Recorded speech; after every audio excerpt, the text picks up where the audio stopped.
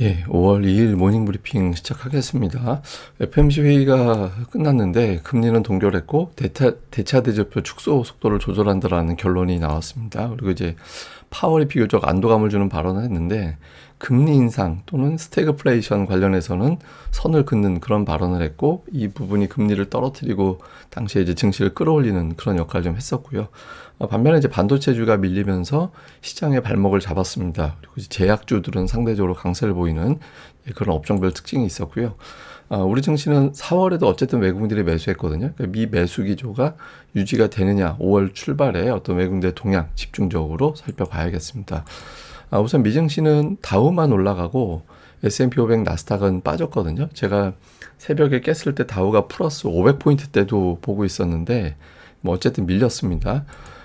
대형주 쪽 보면 아마존, 뭐 메타 이런 종목군들은 플러스가 났는데 이제 반도체가 좀 약했죠. 엔비디아 밀리고 브로드컴이 빠지고 뭐 파월이라든가 FOMC 회의에 대한 어떤 우려 이거보다는 이제 반도체가 종가 쪽에서 이제 발목을 잡은 그런 결과가 된 것 같습니다. 그래서 오늘은 FOMC는 무난, 이제 실적은 좀 부담 이렇게 이제 엇갈렸다 이렇게 보면 될 것 같은데 우선 FOMC가 되게 중요했으니까 이거부터 설명드리면 지금 뭐 구구절절히 다 이야기 드릴 수는 없으니까 뭐 핵심만 간단하게 말씀드리면 금리는 예상대로 동결했습니다. 그리고 또 하나 주목받은 게 6월부터 대차 대조표를 축소하는 거 지금 이제 쉽게 얘기해서 시장의 유동성을 흡수해가고 있거든요. 시장의 유동성을 축소해 나가고 있는데 이거 속도를 줄이겠다라는 거예요. 그러니까 국채를 600억 달러 정도 줄이다가 지금 250억 달러 정도로 흡수하는 속도를 줄이겠다. 이거 이렇게 생각하시면 됩니다. 그러니까 월급 줄이고 여기에다가 이제 삥까지 뜯었었는데 그러니까 삥 뜯는 속도를 조금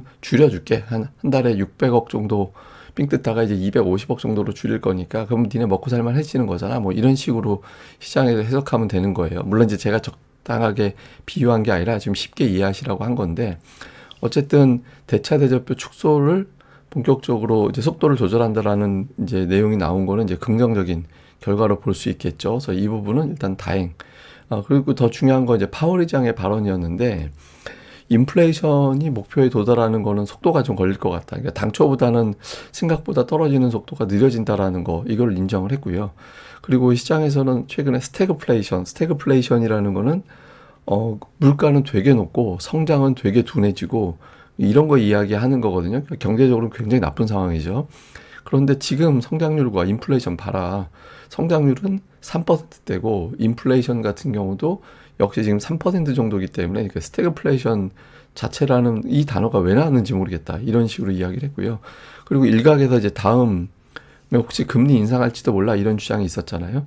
근데 다음 정책 변화가 금리 인상은 아니다. 그러니까 동결하거나 내리거나 그러니까 언제 인하하는지가 문제 아닌가? 뭐 이런 식으로 이제 해석될 수 있는 발언을 했고 그러면 이제 금리 인하 언제 할 거냐?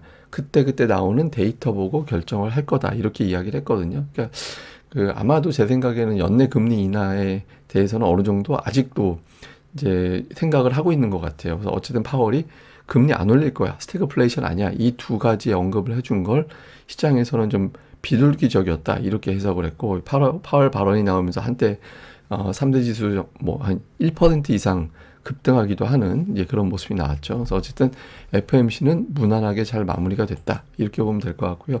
뭐 실제로 반응을 보면 이거 2년물 국채 금리인데 5% 이하로 뚝 떨어지는 그런 모습이 나타나죠. 물론 이제 뒷부분에서는 다시 낙폭을 줄이긴 했지만 어쨌든 국채 금리가 2년물 기준으로 5% 밑에서 움직여야 증시가 좀 활발하게 움직이는 그런 경향이 있었거든요. 그리고 달러 인덱스도 한때 뭐 105.8 이하까지 이제 내려갔다가 이제 다시 또 움직임이 나왔죠. 근데 어쨌든 국채 금리와 달러 인덱스를 좀 누르는 그런 역할을 했습니다. 근데 다만 그 중요한 회의는 5월이 아니라 6월이에요. 그러니까 6월에 점도표가 나오기 때문에 그러니까 이번 어떤 회의 결과를 엄청나게 안도감을 준다 뭐 이렇게 해석하기는 어렵습니다. 한 2, 3일 정도 영향 주고 나면 다시 뭐 연준 인사들 발언 쏟아져 나올 거고 뭐 하여튼 다른 이슈로 또 섞이고 막 그렇게 될 거라서 오늘 FOMC 회의 결과가 모든 것을 해결하는 건 절대 아니다. 그냥 2, 3일 영향 주면 그냥 지나가는 재료다. 이렇게 보시면 될 것 같습니다.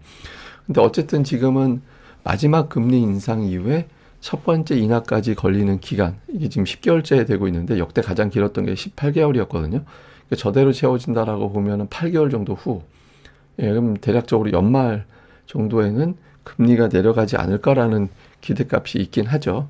예, 근데 어쨌든 첫 번째 인하까지 평균치는 이미 넘어가 버린 상태이긴 한데, 뭐 제 생각에서는 그렇게 터무니없이 늦은 시점에 금리 인하하지는 않을 것 같다라고 보거든요. 그래서 제가 이제 그걸 말하는 이유는 나중에 한번 설명을 드리겠습니다. 근데 어쨌든 이번 같은 경우는 유난하게 역대급으로 첫 번째 인하까지 시간이 오래 걸리는 상황으로 가게 됐다. 이렇게 보시면 되겠습니다. 자, 오늘 뭐 중요한 지표도 되게 많이 나왔는데 사실 지표가 엄청나게 많이 쏟아진 날이었어요.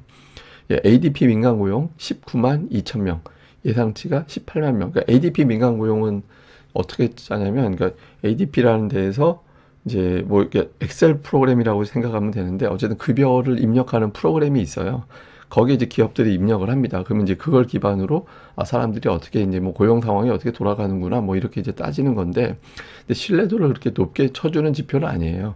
예, 그 데이터 자체가 워낙 많은 데이터를 대상으로 하는 게 아니라서. 근데 어쨌든 민간 고용 데이터 보고 예상보다 높게 나왔네. 그런데 여기서 이제 좀 다르게 나온 게 임금 상승률이 즉 2년 만인가 2년 이내 가장 낮은 수준 5% 정도 나왔는데, 그게 한 2년 정도 사이에 가장 낮은 수준이었거든요. 그래서 이 지표 나왔을 때 뭐 시장이 그렇게 놀래거나 이제 그러진 않았고, 그 다음에 이제 구인 건수가 848만 정도, 849만 정도 되죠. 반올림하면 예상이 868만이었으니까 예상보다 구인 건 계속 이제 내려가고 있잖아요. 구인 건수가 내려가는 거는 향후에 임금 상승률이 둔해진다라고 해석을 하거든요. 그래서 이것도 이제 데이터는 비교적 무난하게 나왔고, 그다음에 ISM 제조업 지수는 49.2, 이 예상이 50이었거든요. 근데 예상보다 좀 둔해졌죠. 이 제조업 지수 같은 경우는 그 구매 관리자들한테 설문 돌리는 거. 지금 회사 어때요? 사람 뽑을 거예요? 원자재 가격은 어때요? 뭐 해대 등등을 물어보는 건데, 50 넘어가야 확장이고 50 이하는 수축 국면으로 보거든요. 근데 50 이하로 내려왔습니다. 그래서 전체적인 지표는 좀 둔해지고 있다. 이거는 뭐 이렇게 그렇다고 해서 뭐 드라마틱하게 좋은 거다 이렇게 해석할 정도는 아니라서, 뭐 경제 지표 자체는 이제 무난하게 나왔다. 이 정도로 보면은 될 것 같습니다. 그리고 국제 유가가 제법 빠졌어요. 그러니까 유가 한때 막 중동 이슈 때문에 뭐 100달러 안에 만에 했었잖아요. 근데 80달러 밑으로 내려왔거든요. 근데 이거 되게 중요한 겁니다. 왜냐면 최근에 인플레이션이 다시 올라갈 것이다라는 부담에는 에너지 가격이 다시 올라간다라는 거에 대한 부담이 포함이 되어 있었거든요. 근데 지금 유가가 피크 대비 제법 내려온 상태라서 인플레이션에 대한 우려를 향후에 좀 덜어낼 수 있는 그런 계기가 될 수 있거든요. 그래서 이건 이제 상당히 좀 다행스러운 대목이다. 이렇게 봐야겠습니다. 종목으로는 AMD가 오늘 9% 가까이 급락을 했고요.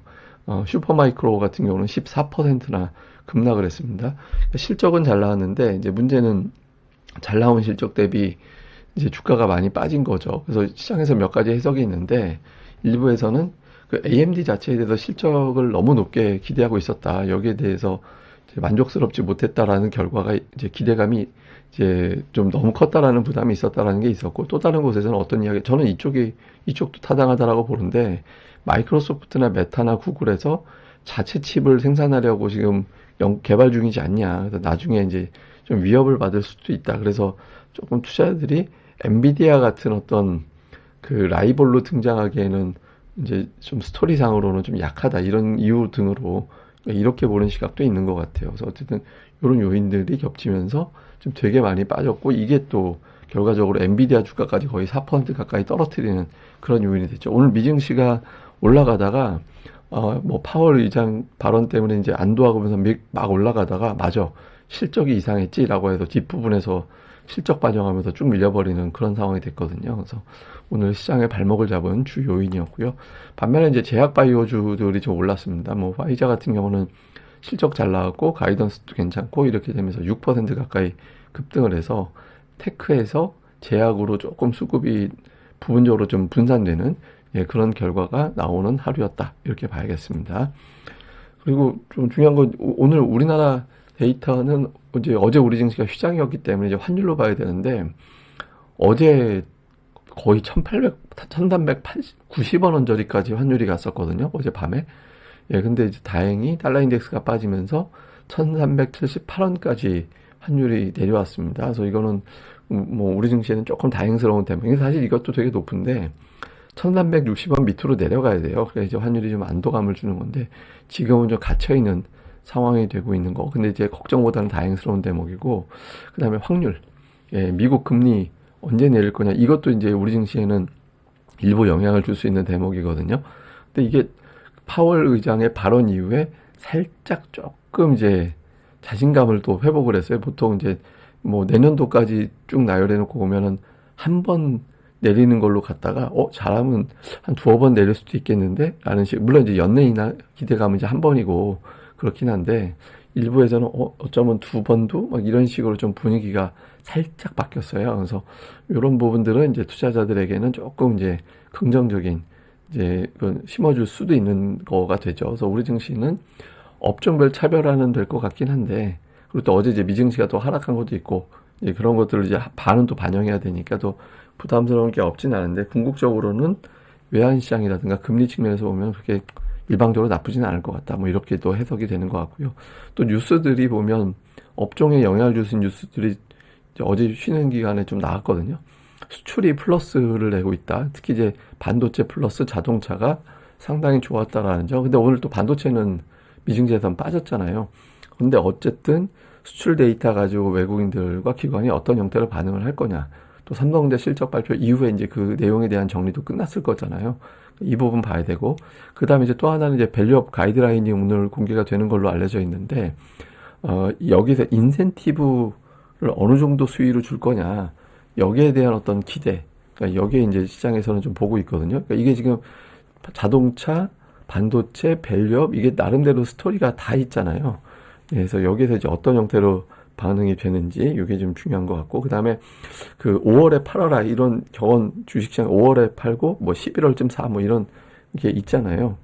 근데 이게 최근에 적어도 10년, 20년 동안에 안 통한다라는 거예요. 그래서 왜냐하면 반드시 빠진 게 아니라 5월에는 빠지기도 하고 오르기도 하고 이제 반반 정도 비율이었고, 최근 미국도 5월 같은 경우는 최근 10년 동안 9년이 플러스가 났거든요. 그래서 예전하고 조금 단순하게 수치로 봐서는 저 5월에 매도해야 되는 이유는 좀 약하다 이런 주장이 있거든요. 근데 이거는 뭐 이제 뭐 계절적인 특성이 중요한 게 아니라 실제로 어떻게 돌아가는지가 되게 중요하니까, 이제 어쨌든 지난달에 외국인들은 매수했고 이번 달에도 매수를 하는지 여부를 좀 집중적으로 봐야 된다. 그래서 오늘 장에서 어떤 수급 변화를 보면서 판단해 보고, 그리고 특히 전차, 밸류업 이런 스토리가 나와 있고, 또 제약주도 또 나름대로 미증시 때문에 스토리가 되어 있잖아요. 어떻게 반응하는지 봐야 되겠습니다.